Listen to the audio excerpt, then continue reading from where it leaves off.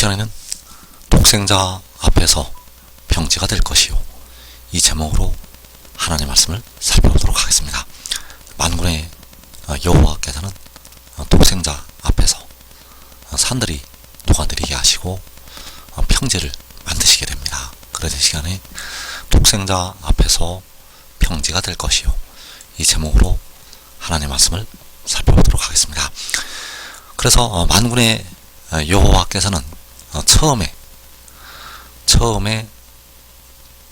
그 독생자로 말미암아 만물을 창조를 하시게 되었습니다. 그래서 그때의 말씀이 잠언 8장에 나타나 있습니다. 잠언 8장 29절에서 땅의 기초를 정하실 때 내가 그 곁에 있어서 창조자가 되어 날마다 그의 기뻐하신 바가 되었으며 항상 그 앞에서 즐거워하였으며. 자, 내가 그 곁에 있었다는 것은 독생자가 만군의 여호와 아버지 곁에 있었다고 말씀을 하시는 것이 되겠습니다. 그래서 날마다 아버지의 기뻐하신 바가 되었고 항상 아버지 앞에서 즐거워하였다고 독생자가 바로 지혜가 말씀을 하고 있다는 것. 그래서 이 일은 처음에 일어난 일이 되겠고, 그리고 마지막에 또 일을 이루시게 됩니다. 그래서 마지막에는 여호와께서 그 독생자를 세상으로 보내시게 되고 백성들의 썩어짐의 종노릇을 하고 있는 몸을 속량을 하게 하신다는 사실입니다. 여호와께서는 그 피로 백성들의 영혼을 속량을 하셨고, 이제 마지막에 세상으로 독생자를 보내서 백성들의 무덤으로 들어가고 있는 몸을 속량을 하게 하신다는 것. 그래서 아버지께서는 몸을 속량한 그 독생자에게 자기가 행하시는 것을 다 보이시게 되고 또 더 큰 일을 보이신다고 말씀하셨습니다. 그래서 마지막에 세상으로 보내심을 받게 되면 이 독생자는 아무것도 모르는 상태에서 스스로 아무것도 할 수 없는 상태에서 시작이 됩니다. 그래서 요한복음 5장 20절에서 아버지께서 아들을 사랑하사 자기가 행하시는 것을 다 아들에게 보이시고 또 그보다 더 큰 일을 보이사 너희로 놀랍게 여기게 하시리라. 자, 아버지께서는 자기가 행하시는 것을 다 아들에게, 바로 독생자에게 보이시게 되고 또 그보다 더 큰 일을 보이신다고 말씀을 하고 있습니다. 독생자를 통해서 더 큰 일을 보이시게 된다는 것. 그래서 이 일은 마지막에 일어나는 일. 그 독생자가 그 곁에 있어서 창조자가 되었다고 할 때 이 일은 처음에 일어난 일이 되겠고, 그리고 그보다 더 큰 일을 보이신다는 이 일은 마지막에 일어나는 일이 된다는 사실입니다. 그래서 자기가 행하시는 것을 다 아들에게 보이시고 또 그보다 더 큰 일을 보이시게 됩니다. 그래서 스가랴 4장 7절의 말씀이 독생자에게 이르시는 말씀이 되겠습니다.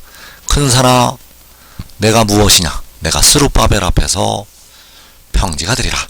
자, 여기서 말씀하고 있는 스룹바벨은 당시 유다의 총독이 되겠는데, 유다의 감독이 되겠는데, 이 마지막 날에 독생자를 비유로 말씀을 하신 것이 되겠습니다. 그래서 큰 산아 내가 무엇이냐, 내가 스룹바벨 앞에서 평지가 되리라. 내가 독생자 앞에서 평지가 되리라고 만군의 여호와께서 말씀을 하신 것이 되겠습니다. 그래서 이 일은 그보다 더 큰 일을 보이셔서 백성들을 놀랍게 여기게 하신다고 할 때 놀랍게 여기시는 일이 되겠고, 그래서 큰 산이 독생자 앞에서 평지가 되는 일이 일어나게 된다는 사실입니다. 그래서 그 큰 일을 보이실 때 큰 산이 스룹바벨 앞에서 평지가 될 것이라고 말씀하셨습니다. 그래서 스룹바벨 앞에서 평지가 된다는 것은 독생자 앞에서 평지가 된다는 것이 되겠고, 바로 독생자 안에 계신 만군의 여호와 아버지 앞에서 평지가 된다는 것이 되겠습니다. 그래서 마지막 날 아버지께서는 그 아들 안에 계셔서, 또 그 아들은 아버지 안에 있어서 일을 행하게 됩니다. 그래서 시편 97편 5절에서 산들이 여호와의 앞, 곧 온 땅의 주 앞에서 밀랍같이 녹았도다.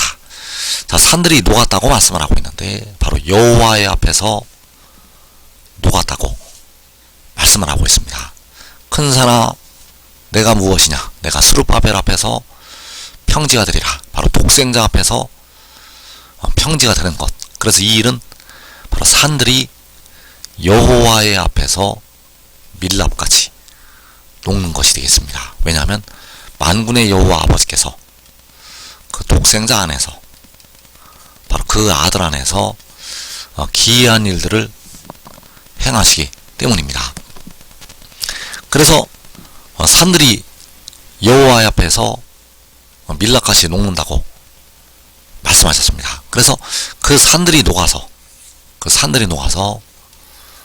광야를 이루게 된다는 사실입니다. 그 산들이 녹아서 사막을 이루고 평지를 이루게 된다는 사실.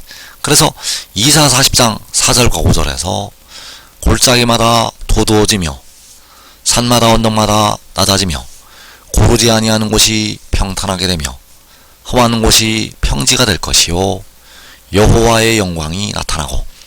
자, 골짜기가 도두어지고 산마다 언덕마다 낮아지고 고르지 아니하는 곳이 평탄하게 되고 험한 곳이 평지가 될 것이라고 말씀하셨습니다. 그래서 산마다 언덕마다 낮아지는 것이 산들이 여호와의 앞에서 밀랍같이 녹는 것이 되겠습니다.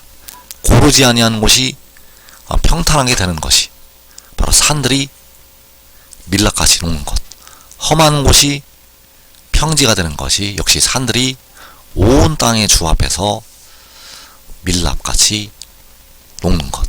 그래서 이 일을 만군의 여호와께서 마지막 날에 이루시게 됩니다. 바로 독생자를 통해서.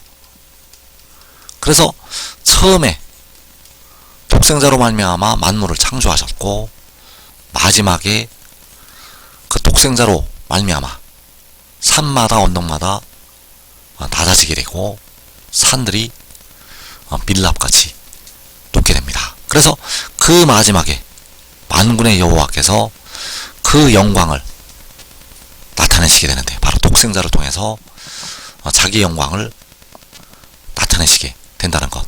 그래서 이사 40장 4절을 다시 보게 되면 골짜기마다 도두어지며 산마다 언덕마다 낮아지며 고르지 아니하는 곳이 평탄하게 되며 험한 곳이 평지가 될 것이요 여호와의 영광이 나타나고. 그래서 산들이 녹아서 평지, 바로 광야를 이루게 되고, 그 광야에 여호와의 영광이 나타나게 된다는 사실입니다. 산들이 녹아서 광야를 이루고 여호와의 영광이 나타난다는 것. 그래서 그 광야가 무성하게 피어나게 되고 여호와의 영광을 보게 됩니다.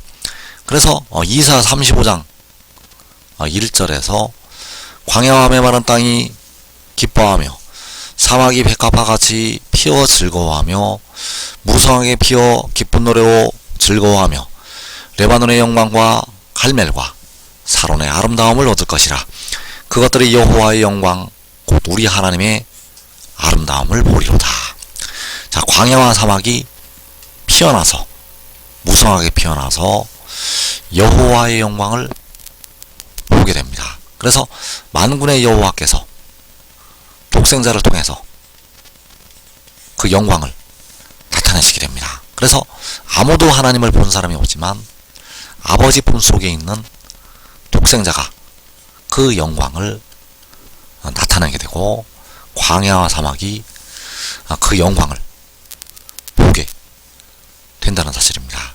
그래서 그 광야와 사막이 어떻게 만들어지는가? 바로 산마다 언덕마다 낮아지고 고르지 아니하는 곳이 평탄하게 되어서 광야와 사막이 만들어지게 됩니다. 그리고 이 일은 계시록 7장에서 이루어지게 됩니다. 주님께서 공중에 강림하신 후에 직후에 산마다 언덕마다 낮아지게 되고 고르지 아니하는 곳이 평탄하게 되고 험한 곳이 평지, 바로 광야와 사막을 이루게 됩니다. 그래서 그 광야와 사막이 무성하게 피어나고 여호와의 영광을 볼 것이라고 말씀을 하셨다는 사실입니다. 그래서 그 골짜기가, 그 산이, 그 언덕이 광야와 사막으로 변하게 됩니다. 골짜기와 산과 언덕이 광야와 사막으로, 그리고 그 광야에서 여호와의 영광을 본다고 말씀하셨습니다. 그래서 그 골짜기와 산과 언덕이 낮아져서 광야와 사막, 바로 평지를 이르게 되고 그 무성하게 피어나서 여호와의 영광을 보게 됩니다. 바로 계시록 7장에서. 그래서 계시록 7장에서 주 안에서 사는 우리 형제들과 각 나라에서 나오는 그 큰 무리가 함께 모여서 하늘로 올라가게 됩니다. 자, 이들이 함께 모여서 하늘로 올라가게 되면 마지막 남은 한 일에 바로 7년이 시작이 됩니다. 그래서 그 7년이 시작이 되고 그때가 바로 전 3년판, 그 전 3년 반이 시작이 되고 그 전 3년 반에 그 광야에서, 무성하게 피어났던 광야에서 두 증인이 일을 하게 됩니다. 전 3년 반 동안 두 증인이 일을 한다는 것. 그리고 전 3년 반이 끝나는 날 짐승이 올라오게 됩니다. 그 광야로, 그 무성하게 피어났던 광야로 짐승이 올라온다는 것. 그래서 짐승이 올라와서 그 무성하게 피어났던 그 광야 숲을 파괴를 시키게 된다는 사실입니다. 전 4년 만에 끝나는 날 그 숲은 파괴됩니다. 그래서 이사 32장 19절에서 그 숲은 우박에 상하고 성읍은 파괴되리라. 자, 그 숲은 광야와 사막이 무성하게 피어났던 그 숲이 되겠고, 그 숲은 우박에 상하고 거기에 세워졌던 하나님의 성읍은 파괴될 것이라고 말씀하셨습니다. 바로 전 4년 만에 끝나는 날에 계시록 11장에 나타나고 있는 그 하나님의 성전이 짐승에 의해서 파괴가 됩니다.